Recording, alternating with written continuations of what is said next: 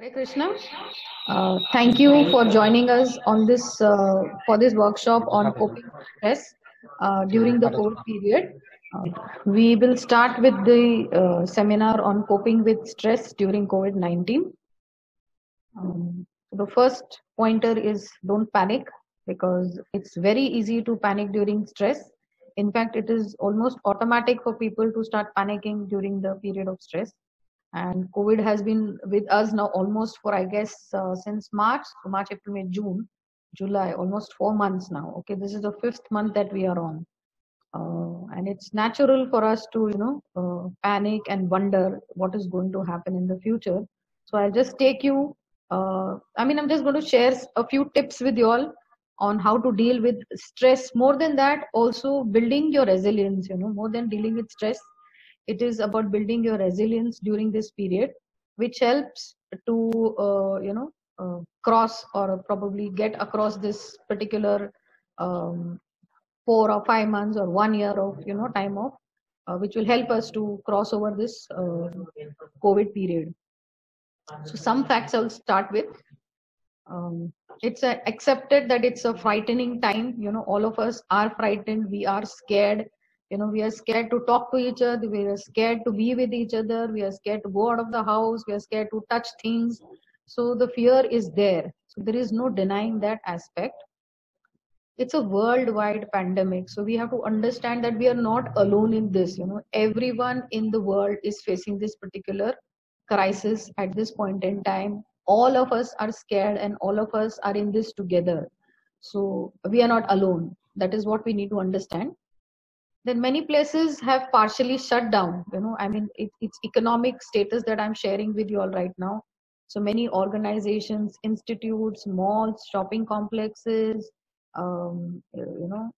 small time entrepreneurs, everybody, many of them have either partially shut down or they are struggling, to get out of this, particular period safely. Some areas, the corona infection rates are getting worse. In some places, it is improving. In some places, it is just stagnant, So we keep watching the headlines every day, get up, watch the news, wonder, when is this going to end? There's also another aspect which I have noticed personally whenever, I have gone to buy some things in the market. Most of the things, essential commodities seem to be out of stock because people have just hoarded it during the period, and now some of it important things are not really available. So that's another thing which has developed the hoarding mentality during this period. Some more facts. Uncertainty is definitely there, and it is the hardest to handle because we don't know what is going to happen tomorrow, day after, 2 months down the line, 1 year down the line. People have no clue what's going to happen. So that is the most difficult aspect of this, COVID.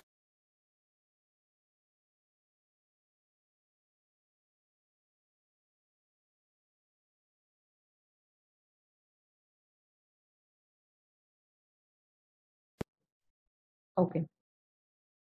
So the uncertainty is definitely there, as I told you, and it's a very difficult aspect to handle of COVID. With other things, at least you're sure, okay, suppose you get a typhoid or a malaria, okay, after 10 days, 15 days, I'm going to be fine. But in case of COVID, you don't know, you can get a relapse, it can be worse, it can get, 100 degrees worse than the last time. So it's very difficult to handle this particular crisis right now. Another aspect is that we don't know how we are going to be impacted, how long this is going to last, or how bad it might get. So that's another uncertainty all of us are facing right at this point in time. So it's very, very natural and easy for us to, go out of, basically catastrophize and, oh, this is only happening next year down the line. I'm going to be without any money, without any financial, help, and my health is going to deteriorate. So it is very, very natural to catastrophize and go spiraling down into overwhelming panic and dread. Even in the face of this unique crisis, we can manage our anxiety and fears and build our resilience. So first, I shall be sharing both together. how to manage the anxiety and fears, and also build up our resilience during this period. So some tips I'll share. These are the things that we are going to be further discussing on in this particular session. The first one is we practice acceptance. Second is we learn to manage change. Third is you accept unpleasant feelings. Most of us, I'll go to that later. Fourth is reaching out to others. Fifth is investing in self-care. Sixth is defining our meaning and purpose in life. Seventh is how do we stay motivated. Eighth is to be hopeful. And ninth is to be kind to ourselves. So how do you practice acceptance? What does this mean? Can you see this picture of this ostrich here? What is this ostrich doing? This ostrich is actually looking at a man who has his head inside the ground, and the ostrich is approving. He's saying that he's good. What does that mean? Like most of the ostriches who are, whenever there is some difficulty, what do? They put their head into the ground and just remain there. So it's a wonderful way of denial. So just deny that nothing around is happening, nothing bad around me is happening. And that is exactly what this man is doing. So if we as human beings also try to, do this, then we look at the consequences later. So all of us react to stressful events in different ways. An ostrich reacts in this manner. Human beings react in different manner. We look at it. Most of us, but actually go into denial. How can this happen to me? I'm such a healthy person. How can my immunity level be so low? And all these are all the questions. How can I get COVID? Or it's like I will not get this. I'm so healthy. I work out every day. I eat very healthy food. No, it's not healthy. COVID is not going to identify you according to your height, weight, number of hours of exercise. It's just going to attack whenever it has the opportunity. It just needs one small excuse to enter your body. So most of us are in denial, whether we get it or even after we get it. So it's there in both the phases. Next is we refuse to accept the truth. So first truth is that it is there. Okay, I mean, there's no denying this aspect that it is there and it is going to be there for some time. We don't know how long. So it is better that we accept the truth, accept this change and move on, learn to move on with the, new change. So it's like a normal new that we're talking about.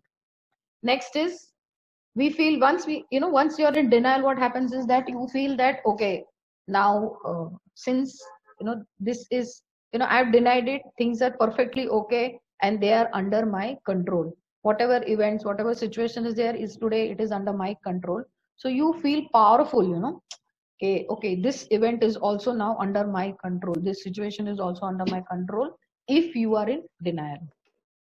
Next is there is also a positive impact of denial. What can that be? The positive impact of denial is that it gives you time to come to terms with the trauma. Once initially, normally what happens is that, see, whenever you have a loss in the family, suppose a very close person in your family leaves the body, what happens? The first reaction is denial.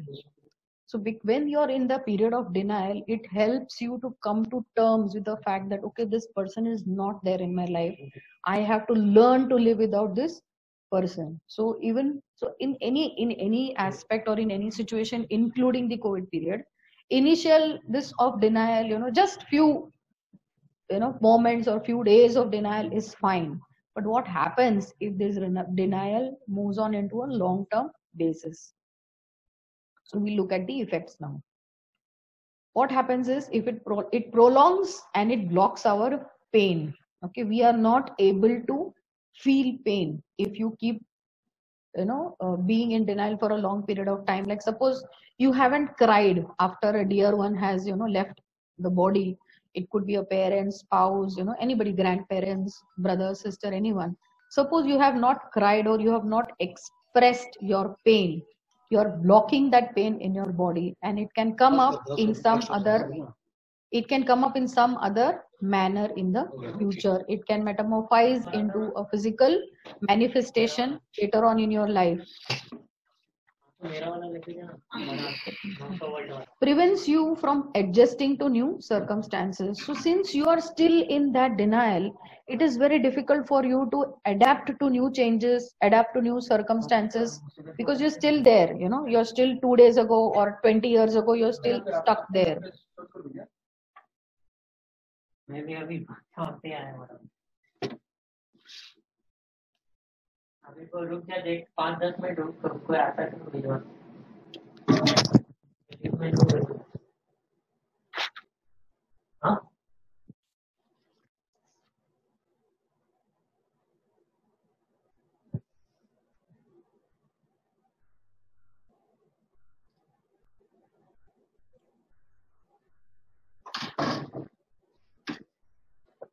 Okay, it prevents you from adjusting to new.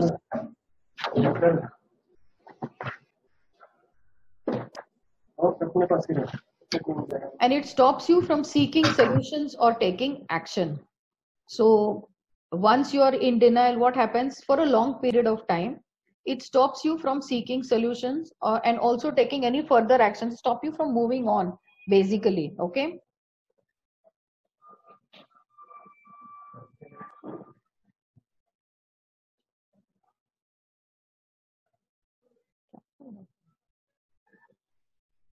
Okay.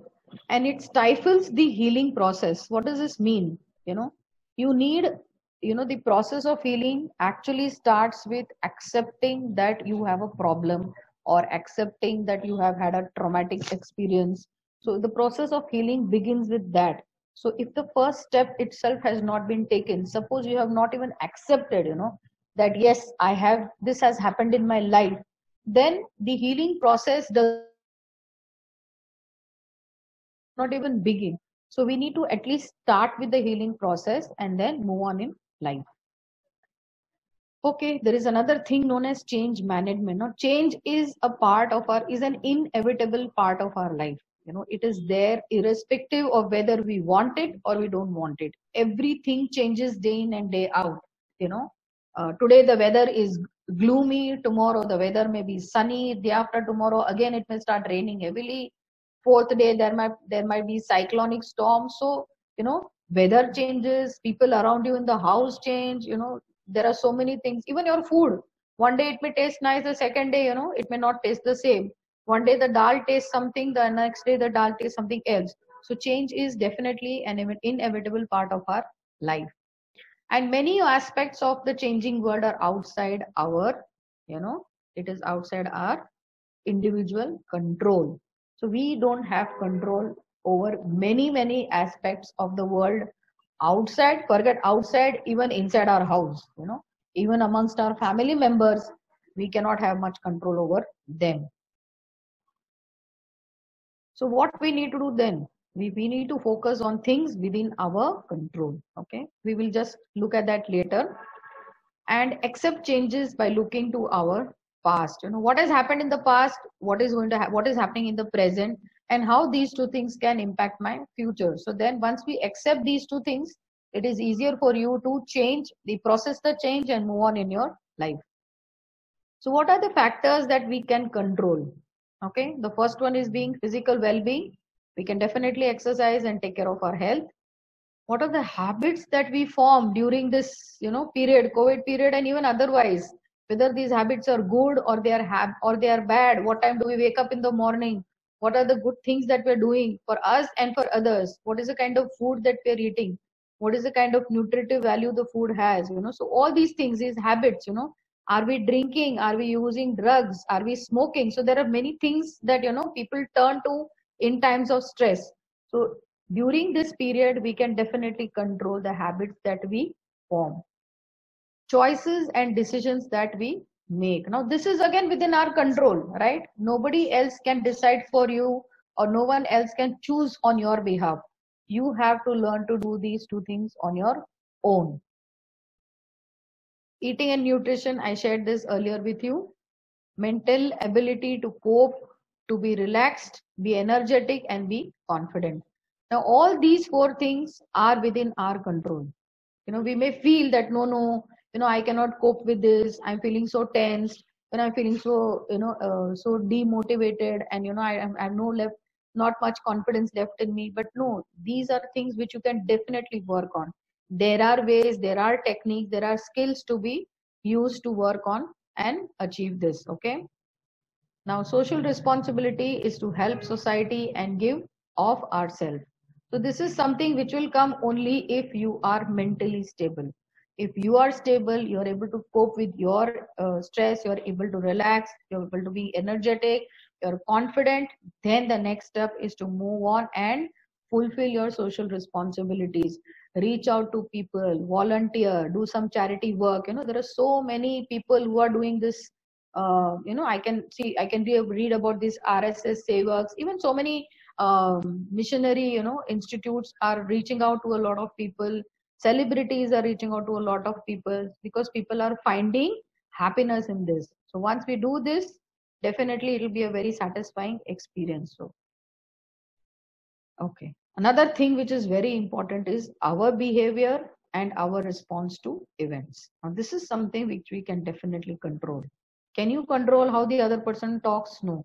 Can you control what happens around you? No. But we can definitely control how we respond to certain situations and how we behave in certain situations. So these are the two things which we can definitely control. Okay. Now let's move on to things we cannot control, which are not in our, uh, locus of control, basically. First is genetics.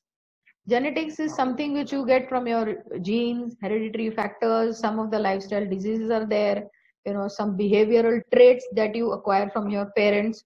So these are the things which we have no control over. Okay.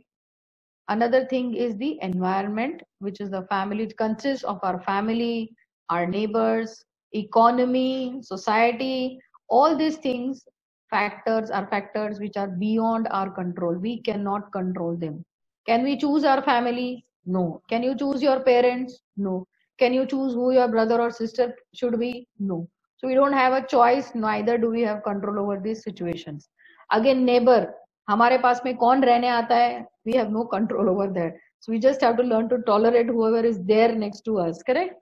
And economy, again, the inflation, the rise in the Sensex, the dip in the Sensex, the market, what's happening, commodities are available, some commodities are now not available. So these are things which are not under our control. They don't come under our purview, okay? And third is others' response to events and to us.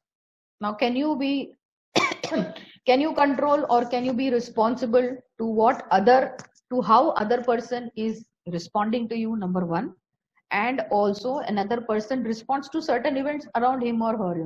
So there is somebody who is driving on the road. Okay, you're in the traffic, midst of traffic. He suddenly comes next to you and starts screaming and shouting at you. Okay, honking. Why are you not moving? This, that. Do you have any control over this person's behavior? You don't, right? But in this situation, you can definitely control your behavior and your response.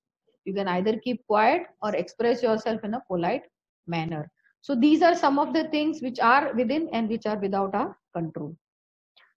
Now, as first we said that we have to practice acceptance. Then we spoke about change management. And third is now accepting unpleasant feelings. Now, I know not many of us are ready for this, but it is a fact of our life and we need to accept unpleasant feelings also. Everything cannot be hunky-dory all the time, right? So most of the times, what do? We try to suppress them because they are unpleasant, because they are negative. We want to just, brush them under the carpet. We just want to suppress them. Okay. But what does that do? It only fuels our stress. The more you keep suppressing in your body, the more stressful the situation will become. The more unhealthy you will become. The more physically unfit you will become. Okay. And it delays our acceptance of the situation. So if whatever situation is there, you have to accept it, whether you like it or you don't like it. This is the fact of life. You have to accept it. Okay. Next is this also prevents us from moving on.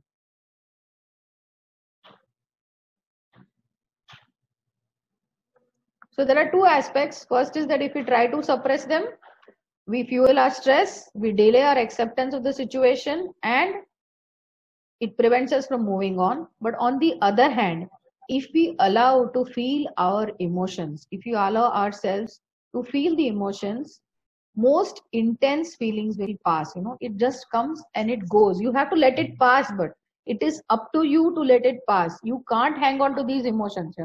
There are some of my patients who come to me and say that, madam, मेरे को भूल नहीं पाती हूँ मैं, और भूल नहीं पाता हूँ, I can't forget this. I'm not able to let go. So they just hang on to it. So once you hang on to it, what happens? You're stuck there again. The process of healing stops there. You can't move on in life ahead. So you have to allow the feelings to pass. Okay. Then trauma of tough times will start to fade. It is mentioned that time heals everything. So you have to give time to everything, and the trauma of these times will also start to fade. Moving on will become easier. Okay, now reaching out to others. How do we reach out to others? See, most of us are feeling very, very isolated, lonely, because this lockdown and quarantine has hit us very hard. So we're feeling isolated from our friends. People who are going to office are feeling isolated from their colleagues, from their bosses also, some of them. So it's a fact of life. Okay, connecting with these people, basically connecting with any human can reduce stress, boost our level of confidence, level our mood, boost our mood, make sense of all the change and disruption around us. We can also draw strength and build resilience from having others to lean on. Okay, when you have someone, when you know that you have somebody to lean on to, you can draw strength from that person, and you can build your strength, you can build your resilience through with the help of that other person. And please remember, talk to people who will listen to you. Okay, do not talk to people who are already having some negative emotions, or who are normally in the mode of giving advice or suggestions or asking questions. Try and choose people whom you can talk to and who will listen to you. That is important. Okay, reaching out to others is human connection, makes the difference to how we feel. Now, in this situation, obviously, we cannot go and hug our friends, thump them on their backs or shake their hands, but definitely eye contact, a smile, exchange of greetings. So all these things definitely make a difference. See, it's very easy to retreat. It's very easy to say that I don't want to talk to anybody. I will just stay at home and do nothing. Okay, fine. But what is the other option? You cannot feel that you're a burden. You can't fear. There are people who feel that if I go and talk to my friends, they will feel that I'm a big burden. They will reject me. It's not like that. If they are there, if they are your true friends, they will definitely, accept your feelings and help you sort them out. So we need to try and avoid negative people, because when you interact with negative people, you're already in a stressed out situation and the situation worsens. Okay. Again, try and avoid anybody who magnifies your problem, our problem, criticizes, judges us. It could be even a family member, because nowadays, since so many people are staying together, even if it's a nuclear family, father, mother, and 2 children, even there is a lot of issue even in those families. We are dealing with so many cases now. People come, okay, I don't want to live with my wife anymore. The child comes and says that we don't want to live with our parents anymore. So the situation is that bad today. So living together, anyone who's magnifying our problem, try and avoid that person. It's difficult when you're living in the same family and you are, interacting with the person. In that case, what you could do is you can have an open and transparent discussion with that person. Try and tell what your feelings are. Try and express yourself. And then we can see how things go from there. Okay, we can expand our social network. Nowadays I'm seeing heavy duty activity happening on social media. Almost every second person is putting up a cooking recipe on YouTube channel. So many people are giving motivational talks on YouTube. So many people are coming and expressing their gratitude. Many of them are coming and expressing their sorrows also. So many things are happening on social media. And also I have observed that many of my friends are trying to reach me now during this period, that okay, let's all, meet on social media. All the people whom we had forget at school, schoolmates, college batchmates, so we are trying to have a reunion. So all these things are happening nowadays on social network. So there are plenty of ways to build new relationships and improve our support system. It's not that एक friend, आपके जिंदगी से निकल गया तो there are no more friends, or there can't be any more friends.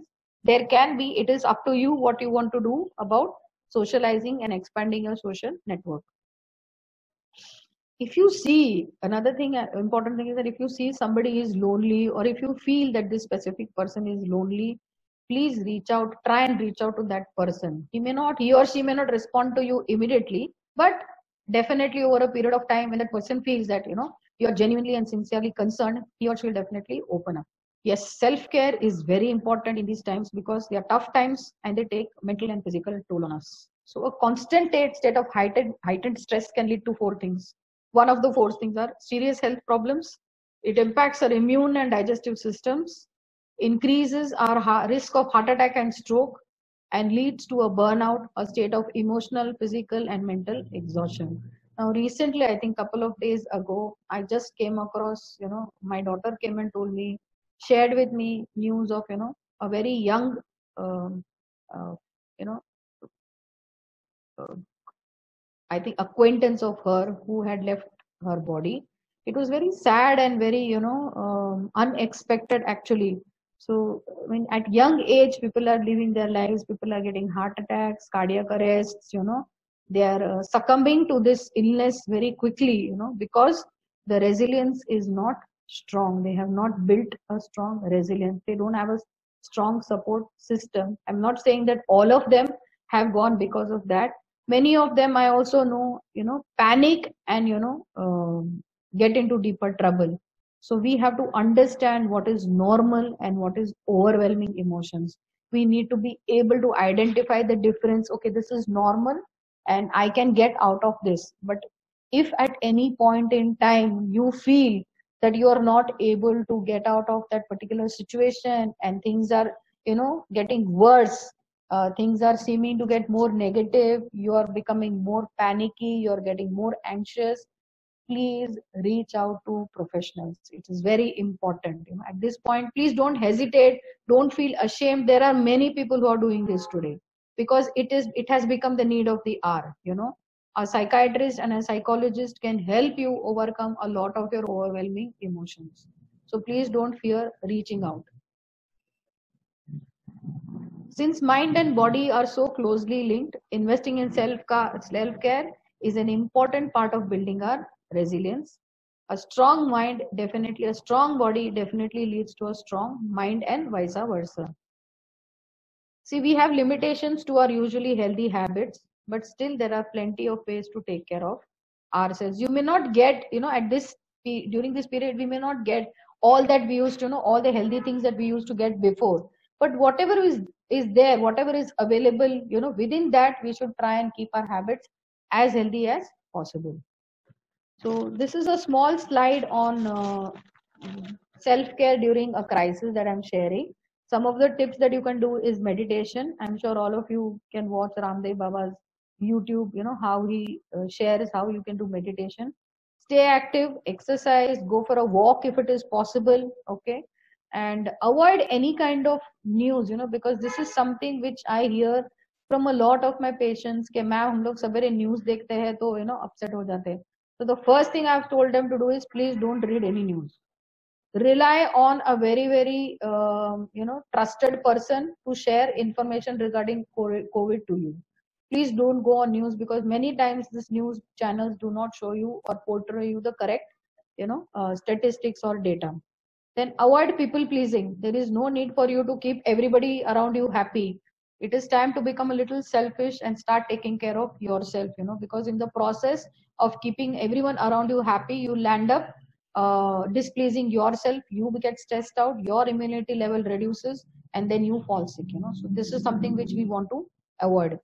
And talk to loved ones. We can always get in touch with our parents, we can get in touch with our brothers, sisters, relatives, friends, college, school. Today social media has become such an important aspect of our life with, in terms of connecting with people. And think realistically, don't start panicking. These are the things that I would like to share with you regarding self-care during crisis. Another aspect is meaning and purpose. We need to find a meaning and purpose in our life. The reason why we get stressed out is because we are doing the same thing again and again, or we are doing things which we don't like or which we don't want to do. So we are not our crisis. So, and it is very easy to get overwhelmed. Our crisis does not define us, and it is okay to feel powerless and helpless. We need to start nourishing our spirit. What will nourish my spirit? What is it that I will, if I do, I will feel not only enthusiastic but motivated to help myself and help people outside also. So that is called nourishing our spirit. So we need to rise for and above the occasion, and which will give a lot of meaning to our lives and define our purpose ahead. What we are going to do after this, will be defined now during this period. How you want to be a part of, a better India is what will be decided right now. You can always continue to draw pleasure from, our regular activities, some musical endeavors, home improvement projects, and anything that you want to do. Basically, gardening is there, singing is there, playing an instrument. So you have to define your purpose and you have to find your meaning in life. See, when we define a purpose and meaning, it gives a better perspective to our problems. We are better able to understand our problems and deal with it. It also prevents them from overwhelming us. Our problems don't seem big then. There is a saying, do not tell God about, or I don't remember, do not tell God about your how big the problem is. Tell the problem how big God is. That is how it should be. We cannot allow our problems to overwhelm us.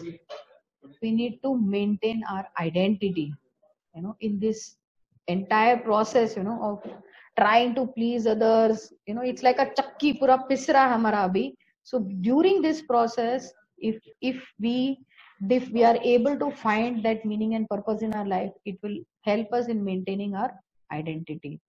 So we need to do, how do we define, how do we, define our meaning and purpose? Do meaningful activities. Do activities which satisfy you, which make you happy. So I know what makes me happy, so I'm doing that. So similarly, you need to identify those things that make you happy, and try out those things and focus on those things. And do not limit, we should not limit ourselves by others expectations. Others may tell you, you can't do this, you can't do that. No, you know what your capabilities, you know what your limitations are, right? You know your limitations and your strengths. So work on those, and definitely you will be able to achieve your dreams.